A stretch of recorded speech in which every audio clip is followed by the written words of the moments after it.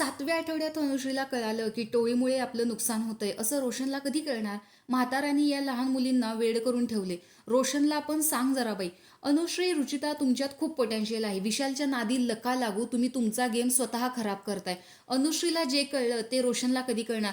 अशा बऱ्याच कमेंट आज अनुश्रीच्या विषयी पॉझिटिव्ह आहेत तर विशाल विषयी निगेटिव्ह आहेत. आणि त्यात कुठे रोशनचा सुद्धा गेम चांगला आहे तर त्यानं वेगळं झालं पाहिजे, अशा बऱ्याच कमेंट इथे आलेल्या आहेत. चला तर बघूयात नक्की ते काय घडलेलं आहे आणि विशाल आणि अनुश्री म्हणजे थोडक्यात टोळीचा ग्रुप का फुटलेला आहे. जे चुगलीचं दार दाखवलेलं होतं त्याच्यामध्ये अनुश्रीला चुगली दाखवलेली होती की अनुश्री आपल्याला नको आहे, कारण तन्वी आणि अनुश्री या दोघींमध्ये हे बोलणं होतं ते या तिघांनाही आवडलं नाही. त्यामुळे रुचिताचं सुद्धा असं म्हणणं होतं की आम्हाला अनुश्री आता या टोळीमध्ये नको आहे.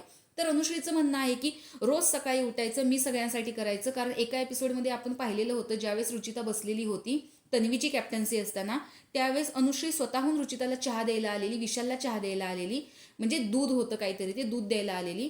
तर इथे अनुश्रीचं म्हणणं आहे की रोज उठून सगळ्यांचं करायचं आणि मी सगळ्यांचा विचार करते, पण माझा विचार कोण करतं, माझ्यासाठी कधीच कुणी काही विचार नाही करत, तर मी आता ही टोळी सोडून देते असं अनुश्रीचं म्हणणं होतं. पण त्यावरती विशालने तिची समजूत घालायचं सोडून तो तिला म्हणतोय की तुला नाही ठेवत ग, तू इथून खेळ, तुझ्यासारखे ड्रामे मी नाही करत. त्यावरती अनुश्रीचं म्हणणं आहे की मी टोळी सोडते, मला याच्यामध्ये राहायचंच नाहीये. त्यावरती विशालनं हे आन्सर देणं ही खरंच खूप चुकीची गोष्ट आहे, कारण आपण या आठवड्यामध्ये बघतोय अनुश्री खूप गप्प गप्प आहे. आणि काल सुद्धा रुचिता आणि विशाल या दोघांचं भांडण झालं ज्यावेळेस प्राजक्ताताई तिथे समजवायला गेलेली होती. अनुश्री स्वतः रडत होती की मी तिला पहिल्या आठवड्यातच याविषयी बोललेले होते की हे होऊन देऊ नकोस, आणि ती खरंच रडत होती. म्हणजे कुठेतरी तिला सुद्धा विशालचा राग येत आहे.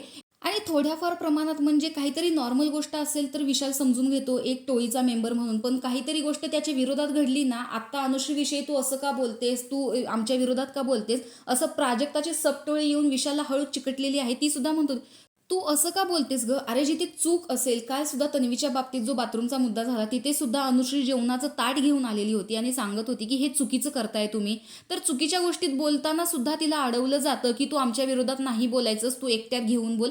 तर प्रत्येक वेळेस तिच्यावरती कुणीतरी दबाव टाकण्याचा प्रयत्न करत होतं, मग रुचिता असेल, विशाल असेल, आणि आता नवीन प्राजक्ता त्याच्यामध्ये ऍड झालेली. तर अनुश्रीच्या या डिसिजनवरती तुम्ही किती खुश आहात हे कमेंट बॉक्समध्ये नक्की सांगा. अशाच बिग बॉसच्या अपडेट्सच्या रिव्ह्यू पाहण्यासाठी आपल्या चॅनलला सबस्क्राईब करा. तोपर्यंत बाय.